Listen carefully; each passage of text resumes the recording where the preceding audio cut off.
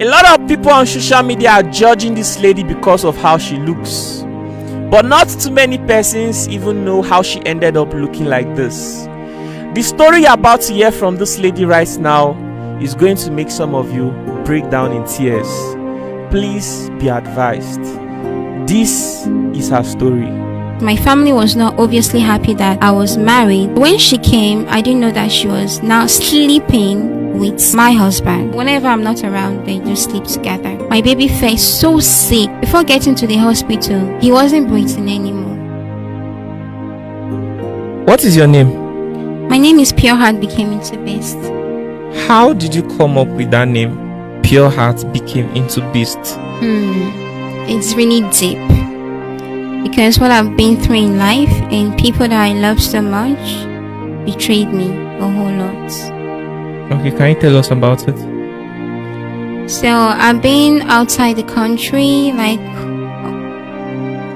all over the world. Let me not say all over the world, but my family was using me for a lot of things. Like I was a money making machine to them. Like anytime that I don't give them, they'll get angry and they will not talk to me for some days. And when I say like that, because I seek that so much love for the family that I called my own, then I'll do whatever they want. Wow. Okay, so you live outside Nigeria. Yeah. And your family is based in Nigeria. Yeah. So all they ever had interest in is getting money from you. Just getting money, nothing else. There was no love there. There was nothing like love. So how did that affect you? It affected me very deeply, and I don't even know how to explain it. Like, it's so sad that I didn't get that love that I so much wanted from my family. Was that why you changed your name to Pure Heart turned into Beast? That's 7% of the reason why I changed my name to Pure Heart Became Into Beast. The remaining percent why I changed my name to Pure Heart Became Into Beast begins now. Tell us about it. So, 2019, there was this man that messaged me on my Facebook, and he was interested in me. He told me that I should tell him more about me. I saw the message, I didn't respond because I'm this kind of person that I don't respond to strangers' messages. So in 2020, when there was COVID at our place, I was so bored, so I started checking my DMs, and eventually I picked this man out of the people that I responded to his message. And he said he really likes me so much that if we can be friends, because in India and over there we only make friends, we don't do relationship, we don't go into marriage directly. So we started chatting from there until after 2 months we met, and when we met it was just love at first sight. So we started our love story from there, and after some few months later he proposed to me that we should get married, and which I was so happy because I was so much in love with him as well. But not knowing that I'm about to enter a deep hole that will ruin me forever. I was way to do it. I never lack anything. I never lack money in my life. I was a hardworking woman. I inherited a huge sum of amount of money from my first love. So a few months after we got married, I got pregnant, and we were so happy, and he was happy as well. And after some time, things was going fine, everything was going so perfectly well. So we started planning that we should get a future for ourselves. So he started telling me that he wants to build a house in India for the both of us.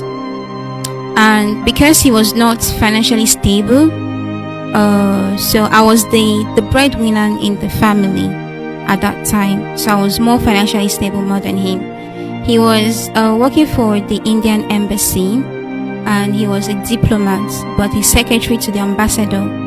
But his salary was not much, but mine was heavier than him. So he told me that we should build a house in India.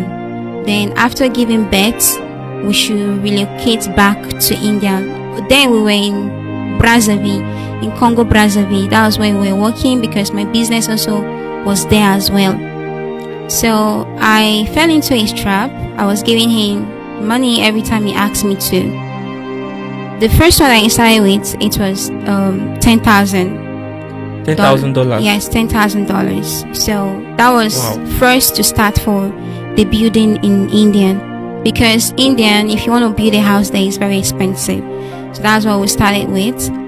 And later he told me that his mother is sick from breast cancer, that he wants to go to India, that he should sponsor his trip back to India so that he can go take care of his mom. So I saw my mother-in-law, so why not? Okay, you go. I got him tickets, I gave him some money. After 2 months he came back home, and then I was feeling so heavy. I was heavily pregnant, so I couldn't do anything on my own. So I invited my younger sister over to come cook for me, because I don't like strangers cooking for me. Not also knowing that one, they sent her to come do something in my marriage, because my family was not obviously happy that I was married, because now the money that I'm sending to them now reduced. So when she came, I didn't know that she was now sleeping with my husband. Wow. So because when you're pregnant, you're being naive. You don't know, you can't feel anything. Even if you feel, you just ignore it. I was feeling it, but I was just ignoring it. Whenever I'm not around, they just sleep together. So this man told me that he's going to work, that he's going to come back as usual. So he wrote a check for himself.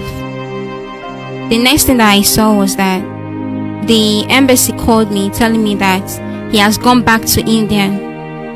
And I was so worried that what happened, how will he go to India? I was even then I was calling his phone, he wasn't picking his phone.